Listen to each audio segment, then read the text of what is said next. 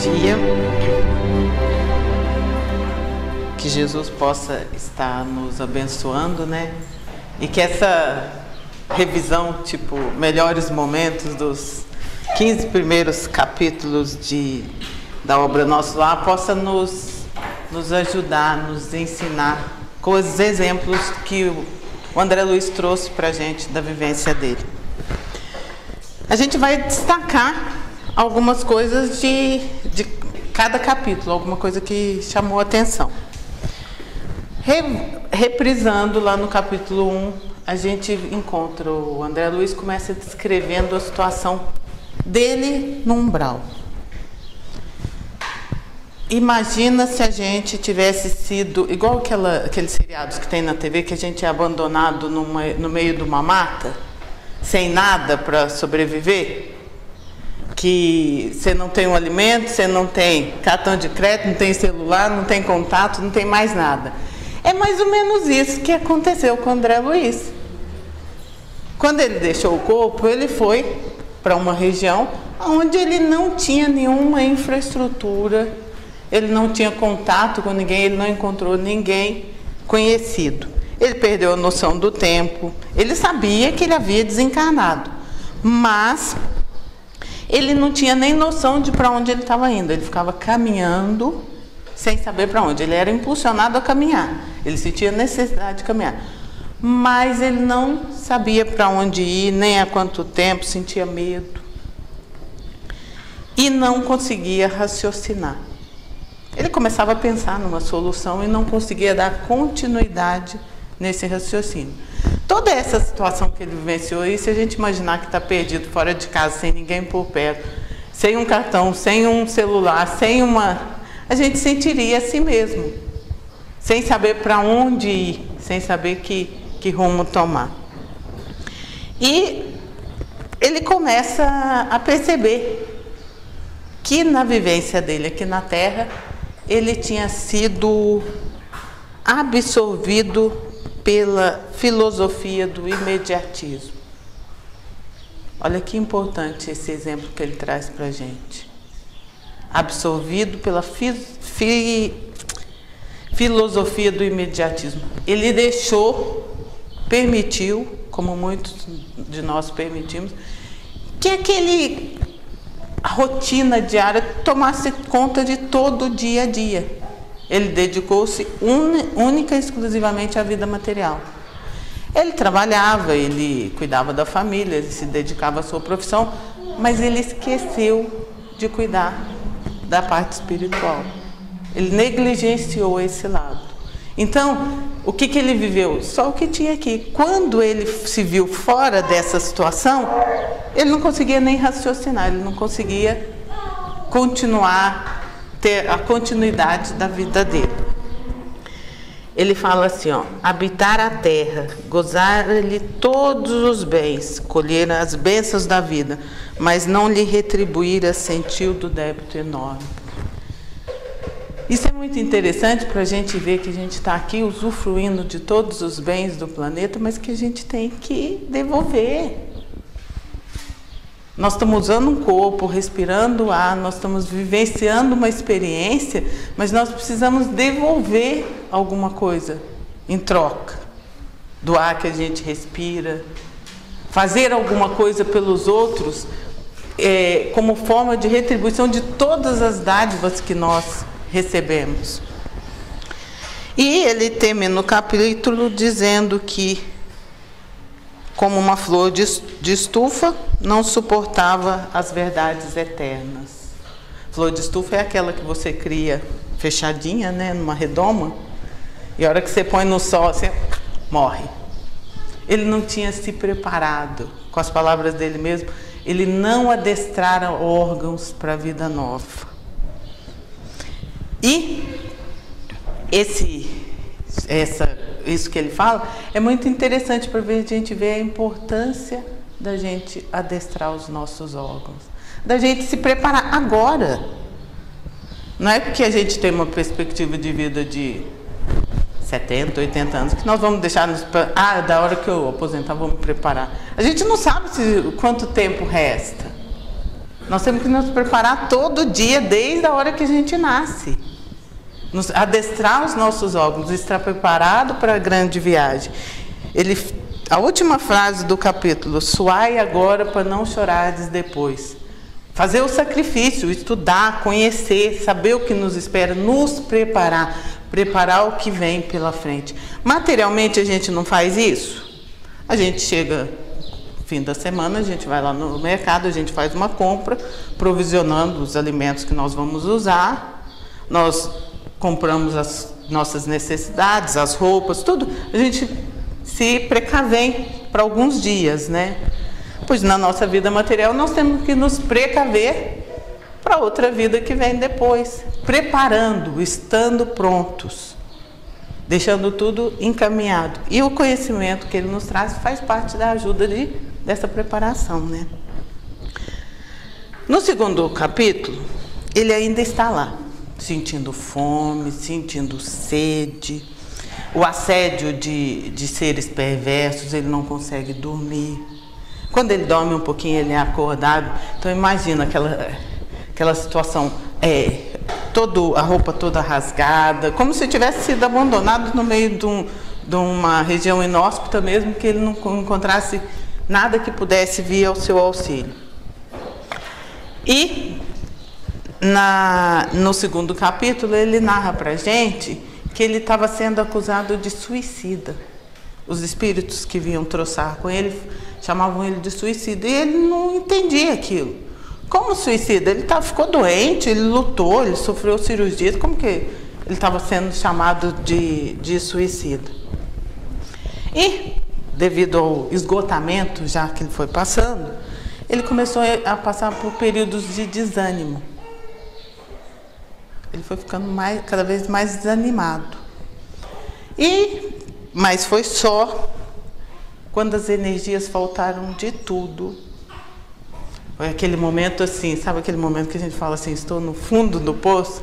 A hora que ele caiu com o rosto no chão, que ele não tinha mais forças para se levantar, que ele começou a fazer uma oração.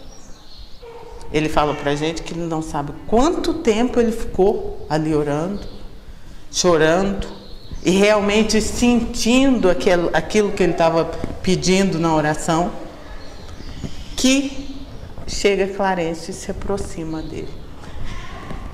Quando senti as energias me faltarem de todo, quando me senti absolutamente colada ao lodo da terra, sem forças para reerguer-me, pedi ao Pai Supremo, autor da natureza, que me enviasse mãos paternais. Assim que ele pediu, de coração, foi enviado.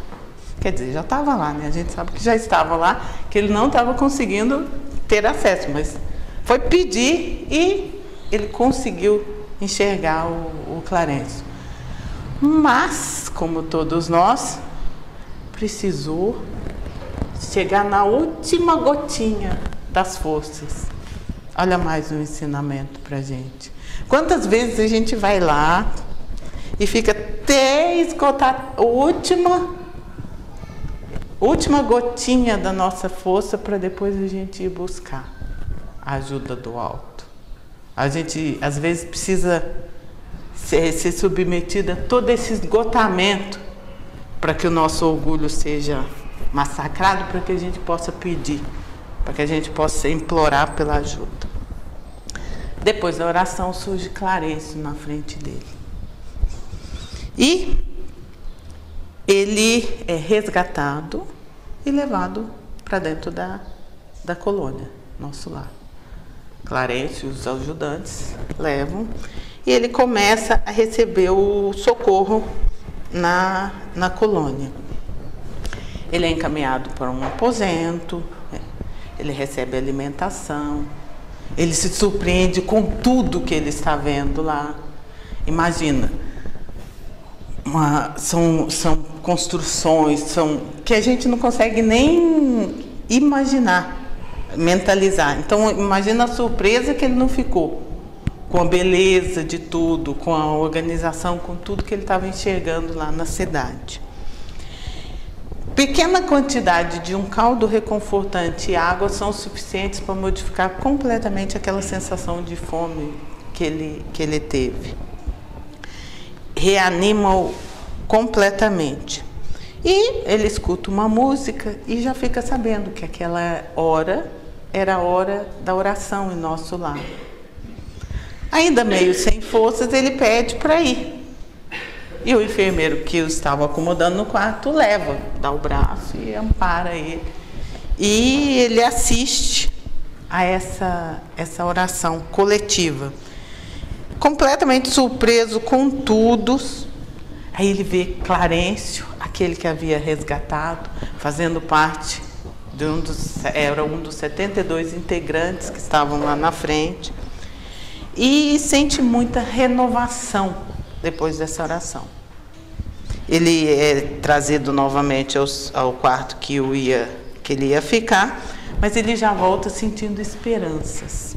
Ele já volta um pouco renovado da oração coletiva. No outro dia, ele levanta, né? Ele tinha ido assistir a oração, né? E a hora que ele acorda, ele tenta levantar da cama. Sozinho ele não consegue. Era necessária a energia, a magnetização daquele enfermeiro.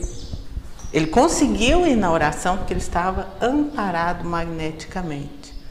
Sozinho ele ainda não consegue nem sair da cama. E sem essa cooperação magnética. Lá deitado ele recebe a visita do médico. Essa visita do médico é muito interessante para a gente, né? De muito aprendizado. O médico examina e fala para ele assim, olha, foi suicídio mesmo. E ele, mais uma vez, se espanta. Mas como, né? Que não tinha cabimento aquilo. Ele havia tido uma oclusão intestinal, uma obstrução intestinal, devido ao câncer, e que essa oclusão tinha as suas raízes na sífilis que ele havia contraído quando jovem e que, naquele momento, desencadeou o câncer e que levou a óbito. E ele argumentava, não, mas eu me submeti a... que ele havia tentado sobreviver, que ele havia lutado contra a morte. E o médico, muito calmo, muito doce, vai explicando.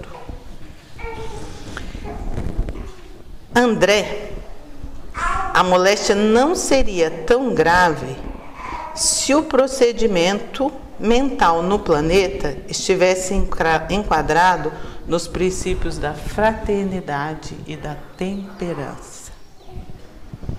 Ele era exasperado, sombrio. Vamos colocar assim, que ele era meio rude no trato com as outras pessoas. E quando ele tinha esse comportamento mais rude, mais exasperado, mais sem paciência com as outras pessoas, era prejudicial para ele. Quando ele metia aquela energia negativa, se relacionando com as outras pessoas, aquilo agravava a situação física dele mesmo. Nunca imaginou que a cólera fosse manancial de forças negativas para nós mesmos?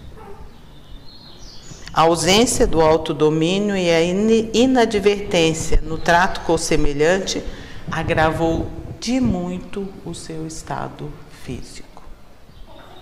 Ele tinha uma situação que já era delicada. Devido ao comportamento dele, a maneira como ele tratou as outras pessoas, essa situação, a doença foi agravada. E depois o médico enumera os demais danos físicos que ele provocou nos outros órgãos, devido à ingestão de grande quantidade de alimentos, de bebida e de todos os outros vícios que ele possuía, danificando o fígado e todos os outros órgãos. Nesse exame que André Luiz teve, né, a consulta com o médico, o médico tinha tanto carinho em passar que André Luiz não tinha nem como questionar. Aquilo ali foi ficando claro na mente dele. Ele foi entendendo que realmente ele desprezara todos os cuidados que ele podia ter tido para prorrogar a situação física do corpo dele em melhor estado. Aí ele ficou, como a gente ficaria, né, meio chateado com aquilo. E é Clarence que vem no auxílio dele. E explica que, como muitos de nós, ele foi um suicida inconsciente. Ele não tinha ideia de que tudo aquilo que ele estava fazendo estava trazendo um prejuízo tão grande assim para ele. Ele simplesmente viveu a parte material, esqueceu-se da parte espiritual e abusou de tudo que de todas as situações, os vícios que ele vivenciou no período que ele esteve aqui. Ele saiu daí meio tristinho, né? A gente ficaria, né? Normal, né? Depois de um diagnóstico desse, a sensação do tempo perdido, aquele remorso, já começou a brotar uma modificação íntima aí. Ele recebe a visita de Lísias, que é o visitador de saúde, que iria acompanhá-lo diariamente. E Lísias vem, parece que já foi colocado certinho, né? Que ele vem dar aquele alívio nesse sentimento de André Luiz. Lísias fala para ele que dos 80 enfermos que ele atende diariamente, 57 estão na mesma situação de André. Isso equivale a 71,25%, mais de 70% dos enfermos que o Lísias trata naquele pavilhão estão na mesma situação de André. Para a gente, 70% de nós vamos estar nessa situação. Nós vamos chegar lá na mesma situação de André. Se a gente não fizer nada para modificar, nós estamos caminhando para chegar lá na mesma situação de André. É uma quantidade bastante alta, né? E Lísias começa a dar aquelas noções a respeito da cidade para André. Ele explica que não é um lugar de espírito vitoriosos, que todos estão lá em tratamento, que o interessante lá é que eles têm trabalho, que eles podem se ocupar. Ele explica para André, clareando a mente dele a respeito, que as religiões na Terra todas convidam o homem à mudança íntima.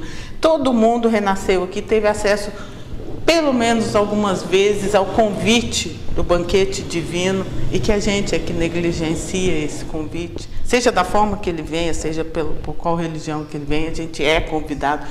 Nós não podemos alegar ignorância.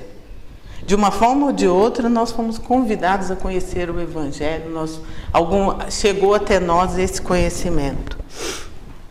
E que milhares de criaturas continuam deixando a carne nessa situação. Aí ele é tratado com passes magnéticos e o contato com Lísias, sempre ele chora muito. E Lísias fala para ele, olha, quando as lágrimas não se originam da revolta, são sempre um remédio depurador. Então que ele bote para fora mesmo. André já está começando a modificar todo aquele panorama íntimo que ele trazia. Ele recebe a visita de Clarências e Lísias um dia. Esse é o capítulo do Precioso Aviso. Esse também é um que a carapuça serve certinho na gente, né? Quando ele recebe essa visita, o Clarências pergunta para ele, como vai? Melhorzinho? Aí André começa aquela lamuriação. Ai, a gente faz tanto isso, né? Uma pessoa diz, e aí, você tá bem? Não, nossa, mas eu tô com a dor aqui, mas aconteceu isso, mas meu filho fez isso, mas não sei o quê, mas meu parente... E a gente enumera uma lista imensa de coisas ruins que estão acontecendo com a gente. E foi o que André, como nós todos fazemos, fez. E o Clarencio pacientemente escutou todas as lamuriações. E depois ele pergunta: você deseja de fato a cura? Clarencio perguntou para André: você quer mesmo ser curado? Aí André falou que afirmativo. Ele falou assim: então para de reclamar, deixa as lamentações de lado. Olha pra gente. A gente quer estar bem? Para de reclamar.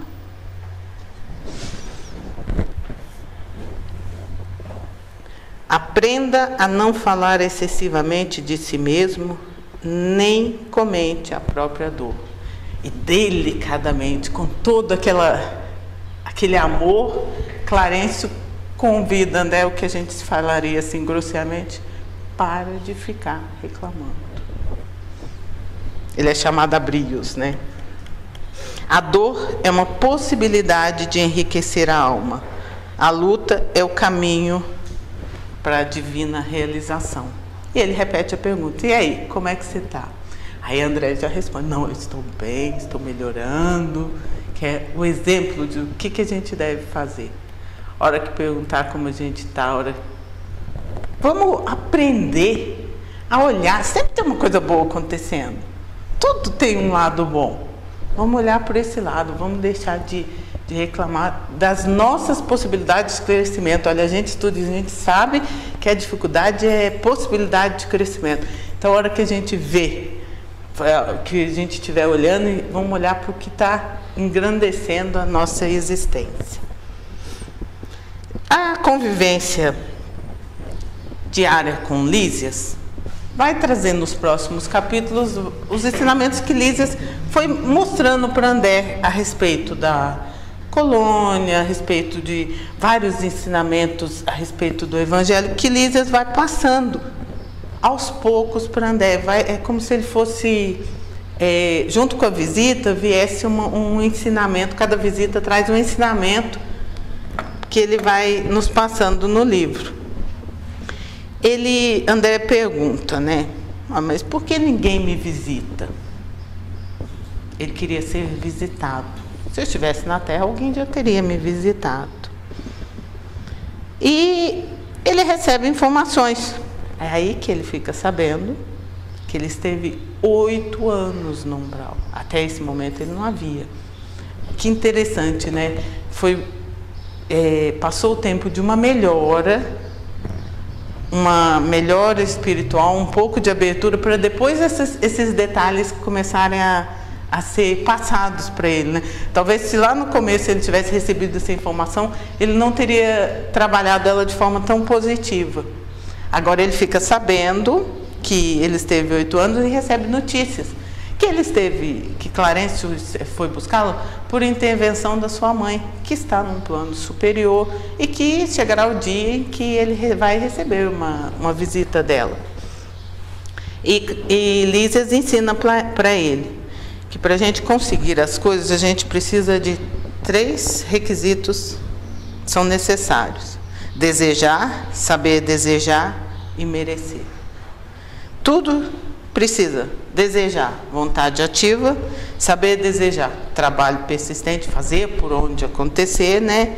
E o merecimento justo. Isso tudo vai fazendo parte desse aprendizado que André vai recebendo. Depois de algumas semanas, olha que interessante, isso já havia passado algumas semanas. Se a gente tivesse adoecido aqui na Terra encarnado, a gente também ficaria algumas semanas de repouso. Então, é um tempo que ele levou restabelecendo, algumas semanas. Ele pode ir dar uma passeada, sair um pouco, conhecer um pouco fora do ambiente do quarto. E ele vai conhecendo a cidade. Aí o Lísias vai explicando para ele que eles estão no Ministério do Auxílio, que o Ministério do Auxílio é só um dos 6 ministérios que existem lá. Eles vão até a praça onde tem a governadoria, que os 6 ministérios são dispostos ao redor daquela governadoria, e ele vai conhecendo todo aquele ambiente, que são 6 ministérios: da regeneração, do auxílio, da comunicação e do esclarecimento, que só são admitidos ali onde ele está, no Ministério do Auxílio, os espíritos que aceitam bem e que começam a apresentar melhor.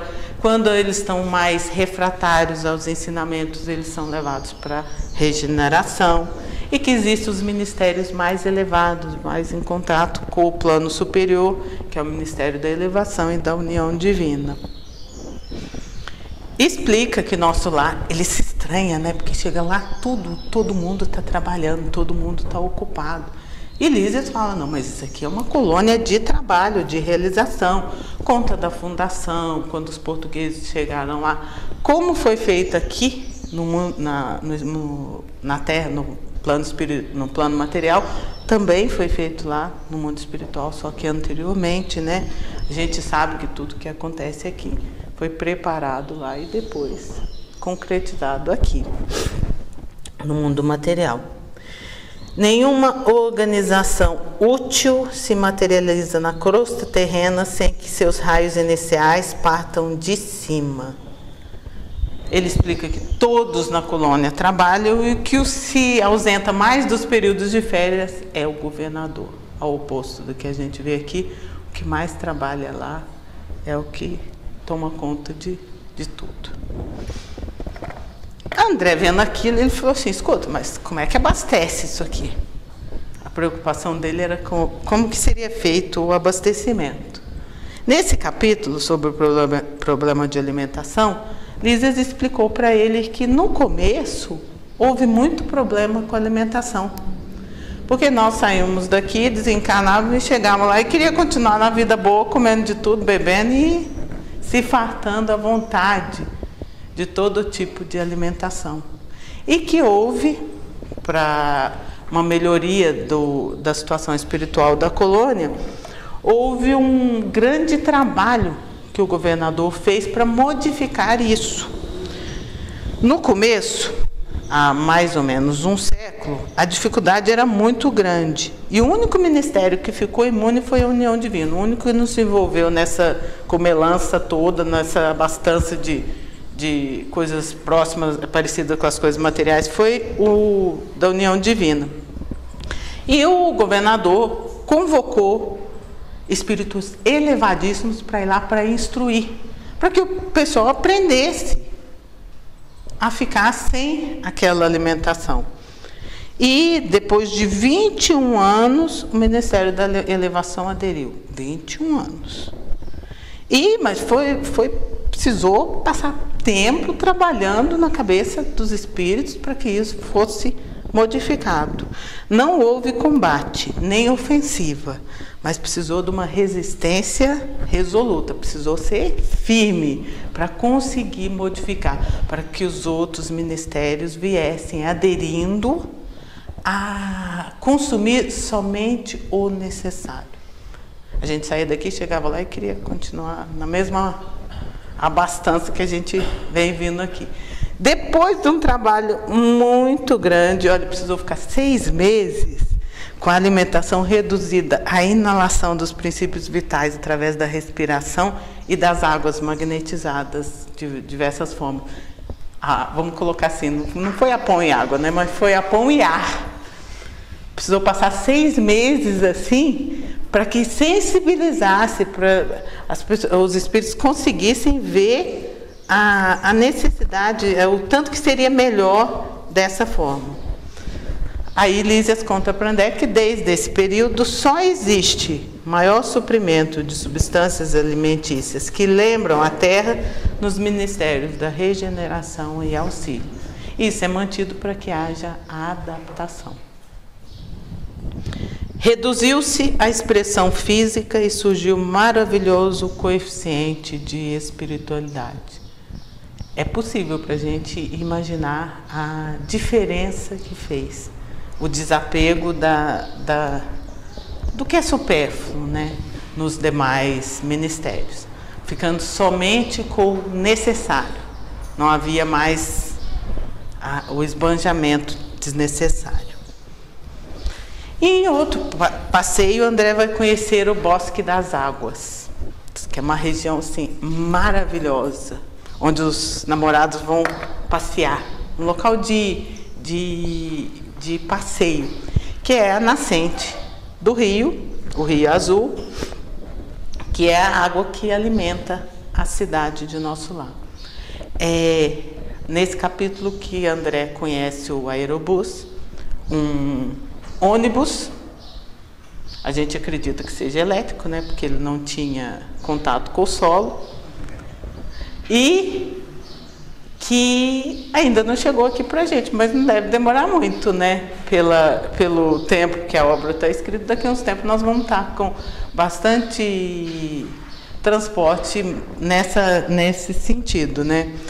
E a velocidade é muito alta, porque ele fala que ele devia ser muito longe, né? Porque eles andaram 40 minutos numa velocidade que ele não conseguia ver as coisas em volta, e chegam aonde está o Bosque das Águas. O Rio Azul abastece toda a colônia e a água vem, é servida toda a colônia, e na regeneração ela é normalmente reunida e vão para os oceanos de substâncias invisíveis que são enviados para a Terra. Ela é magnetizada, atravessa a cidade e desce para o planeta, para nós aqui. É interessante nesse capítulo, porque quem cuida da água é o Ministério da União Divina.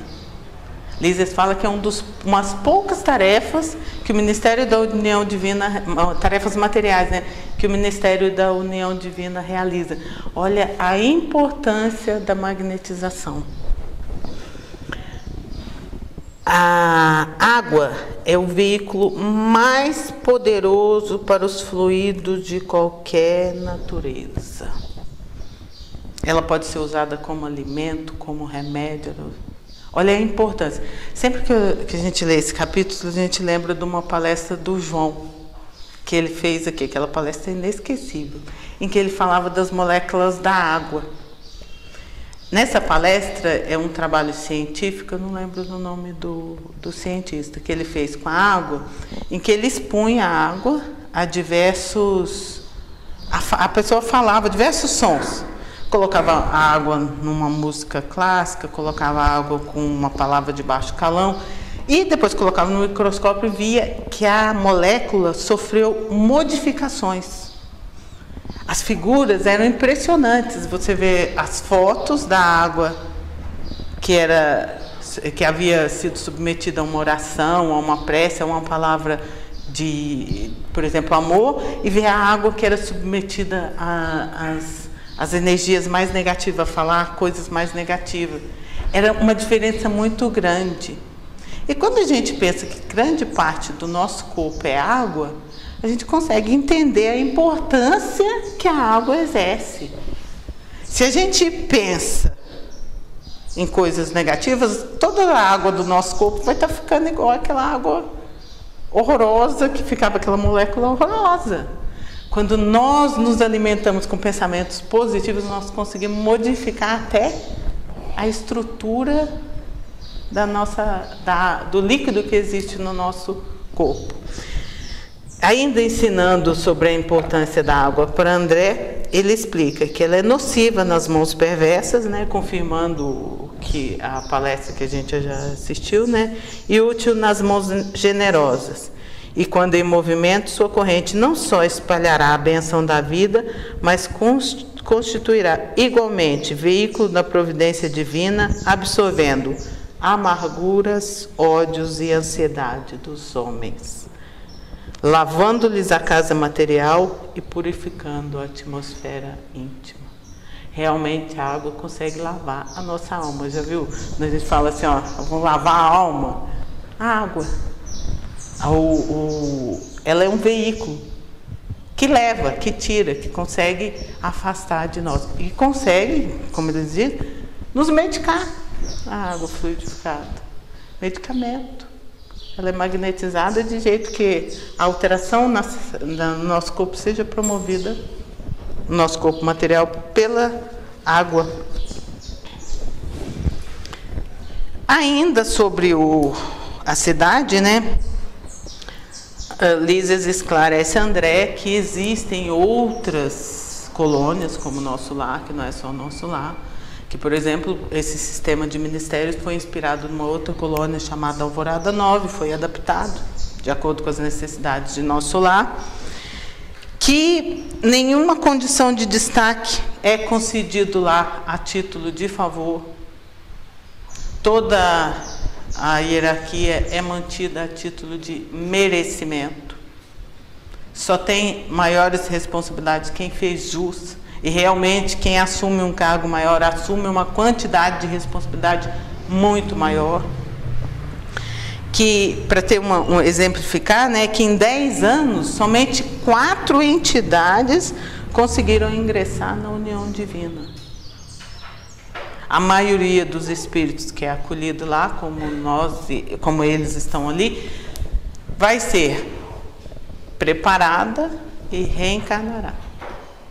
São poucos os que conseguem ascender. Recém-chegados, quando aptos para receber auxílio, são encaminhados ao Ministério do Auxílio. Quando mais refratários, ao Ministério da Regeneração. Para conseguir galgar os outros ministérios, só com muito suor mesmo. André quis saber do umbral, que é o capítulo 12. Ele passou por lá, né? Mas ele queria, pediu a Lísias nas visitas lá, no esclarecimento todo que Lísias estava conversando para ele, que maior esclarecimento a respeito do umbral. E nesse capítulo, Lísias foi tentar explicar, mas André não conseguia, como nós não assimilaríamos a ideia de umbral. E o exemplo que ele usou para explicar para André é o que mais nos auxilia a entender. Que a gente renasce aqui no planeta com uma roupa suja. O nosso fato é uma roupa suja. A gente veio lavar. Nós renascemos aqui para limpar o que estava sujo. E que, de repente, nós conseguimos higienizar e sair daqui mais limpinhos. O nosso perispírito mais caprichado. Aí fica fácil retornar para onde a gente estava. Mas que muitas vezes a gente chega aqui, em vez de conseguir limpar a nossa roupa suja, a gente suja mais ainda. A gente encarde a coisa mesmo para danar. Aí o que a gente tem que fazer? A gente não vai chegar. A gente já estava meio lambuzado. Ele não vai chegar lá num lugar todo cheio de luz, daquele jeito. Então a gente precisa dar aquela passada no umbral para a gente esgotar toda aquela sujeirinha que nós juntamos, passando por aqui. Essa roupa imunda é o corpo causal, tecido por nossas mãos nas existências anteriores. Se ao invés de nos purificarmos, nos mancharmos ainda mais, não conseguiremos regressar a esse ambiente luminoso. Umbral é uma região destinada ao esgotamento dos resíduos mentais. Aí agora fica fácil saber se a gente vai para o umbral, né? É só a gente saber se nós temos que esgotar resíduos mentais. Se nós somos carregados de resíduos mentais que nós precisaremos esgotar antes de ir para um lugar de auxílio. Todo espírito, esteja onde estiver, é um núcleo irradiante de forças que criam, transformam ou destroem. É nós que escolhemos o que nós vamos criar. Nós estamos criando o tempo inteiro. Nós estamos pensando o tempo inteiro, nós estamos criando. Mas a gente tem a capacidade de escolher isso. Esses 2 capítulos seguintes, o 13 e o 14, acontecem no gabinete do ministro. André já tinha melhorado, né? Já não sentia tanto desconforto com os problemas que ele havia desencarnado e já começou a querer trabalhar. E falou para a Lísias, olha, estou sentindo vontade de fazer alguma coisa, né? Essa inação que eu estou aqui não está me ajudando em nada, né? A gente vai ficando, né? Cansado de ficar à toa. E Lísias pegou e falou assim, olha, fala com Clarence, ele com certeza vai ter uma palavra em seu auxílio. E ele marca uma audiência com o Clarencio. Chegou lá no outro dia cedo, tinha mais 3 pessoas para ser atendida. Ele descobriu que ia entrar de 2 em 2. Cada 2. Por que fazia desse jeito? Para que fosse falado para um, servisse também para o outro. Antes de André Luiz, ele entrou junto com uma senhora. E a senhora falaria primeiro. E a senhora foi para o Clarencio e falou assim: olha, eu queria pedir para que você permitisse que eu fosse lá na terra ajudar meus filhos que estão lá. Eu queria a intercessão para eu poder ajudá-los, porque eles estão precisando de mim.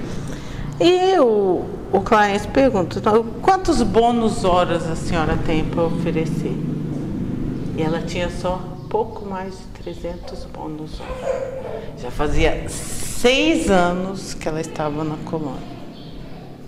E ela tinha trabalhado 304 horas somente. Clarencio fala para ela que aquilo era muito pouco. E explica o motivo. Ela havia sido colocada em diversos postos de setores de trabalho. Ela colocou, depois desse capítulo eu aprendi a reclamar de um trabalho, nunca mais reclamar de trabalho nenhum. Ela foi colocada num lugar, ela não se adequou àquele trabalho, disse que não gostava de alguma coisa. Clarencio colocou ela em outro trabalho. Aquele trabalho também não serviu, ela fez muitas queixas daquele trabalho. E assim foi em todos os locais que ela foi colocada para trabalhar. E ela foi para os campos de repouso e não quis saber de trabalhar. Ela não se adequava a nenhum tipo de trabalho. E Clarencio fala assim para ela: que fará na terra se não aprendeu a suportar coisa alguma? Para auxiliar, faz-se necessária a interferência de muitos, a que tenhamos ajudado por nossa vez. Se a gente não ajudar ninguém, a gente não precisa esperar que vai ter alguém para vir em nosso socorro. Volte aos campos de repouso, que depois nós vamos e reflita sobre isso. Nunca mais reclamei de fazer nada. Tem que fazer tudo assim, sorrindo, né? No 14, que é a continuação desse, depois que André viu o que o Clarencio tinha falado para ela, ele já até arrependeu, né? Nossa, o que eu vim fazer aqui, né? Ele queria pedir que ele fosse reintegrado ao serviço, ele tinha receio de pedir que fosse alguma coisa no sentido da medicina, mas não tinha jeito de escapar, né? Porque já estava lá, né? E ele pede para que seja reintegrado ao trabalho. Qualquer trabalho útil me interessa, desde que me afaste a inação. E Clarencio esclarece que, apesar dele estar pedindo qualquer trabalho útil, no fundo ele queria aquela situação que ele tinha aqui na Terra. Uma clínica com os pacientes, aquela situação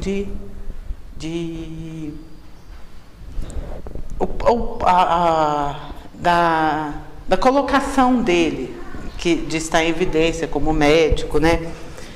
E ele esclarece a André Luiz o que ele havia feito no planeta com relação ao trabalho dele.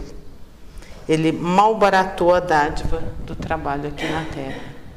Ele teve muitas facilidades, ele estudou com muita facilidade, ele vinha de uma família que teve condições, ele nunca teve dificuldades financeiras e que ele tinha esquecido de olhar o lado espiritual do paciente. Ele tratava o paciente fisicamente, mas que ele não havia se lembrado do ser humano por trás de cada doente daquele. Que ele estava ali por intercessão da mãe, né?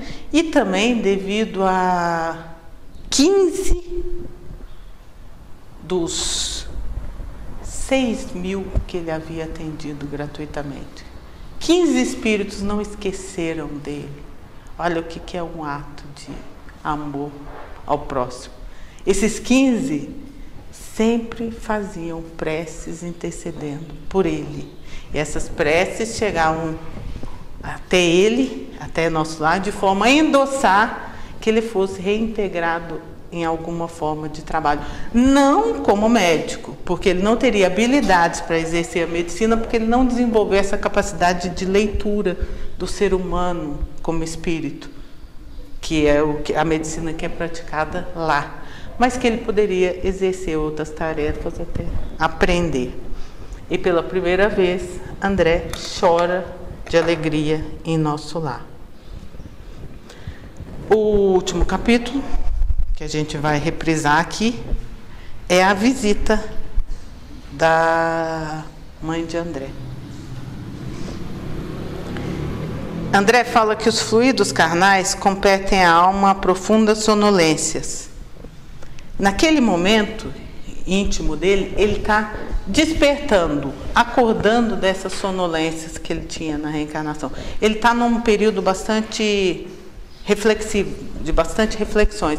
Ele passou por todas essas exposições que ele narrou anteriormente, então agora ele estava digerindo tudo isso que ele tinha aprendido, analisando tudo isso. Considerava as oportunidades perdidas, reconhecia não merecer tudo que ele estava recebendo. Ele já tinha visualizado a real situação dele e ele tinha vontade de saber notícias da casa dele, o lar, terreno, mas ele não tinha nem coragem mais de pedir nada, né? Depois de pedir o trabalho lá, ele não se achava no direito de pedir mais nada. E foi nessa situação de interiorização que ele recebe a notícia de que receberia a visita da mãe, que viria dos planos superiores para visitá-lo. Imagina a alegria, né? A gente vê uma pessoa, a mãe, depois de tanto tempo, abraçá-la. Foi um momento, assim, ele descreve de muita alegria para os dois. Mas a mãe, sempre mais, já um espírito um pouco mais evoluído, adverte André: vamos, filho, não te emociones tanto assim. Estás ainda fraco, não desperdices energias. Pedindo para ele se conter. Tamanha foi a emoção que ele... E ela pega e começa a acariciar André e ele, como nós fazemos muito constantemente, né? Isso é aquelas que a gente veste a carapuça mesmo, né? Ele começa, como foi no planeta, a lamentar. Que ele havia sofrido muito, e começa tecer aquela... Ai, como é difícil alijar resíduos trazidos da terra. Como é difícil, esse André falando, pensando depois, né? Como que é difícil a gente se livrar de séculos de imperfeição que a gente acumula. Deu uma brechinha, a gente está reclamando. Precisou da mãe dele chamar ele a brios de novo. Olha, André, na situação que eu estou, eu já não posso me dar ao luxo de viver essa situação como que se a gente estivesse no planeta. Nós não temos do que reclamar. Olha o amparo que nós estamos recebendo, nós não podemos. Aí foi a puxada de orelha da mãe de André, que evitasse, renunciasse às lamentações. Ela pede para que ele modifique aquela atitude mental. Semana que vem continua. Para a gente encerrar, vou deixar só uma frasezinha, que é a frase que a mãe de André falou para ele. Nunca saberemos agradecer a Deus tamanhas dádivas. O Pai jamais nos esquece, meu filho. Não julgues, porém, que me houvesse esquecido. Às vezes a providência separa os corações temporariamente para que aprendamos o amor divino. Que Jesus nos abençoe.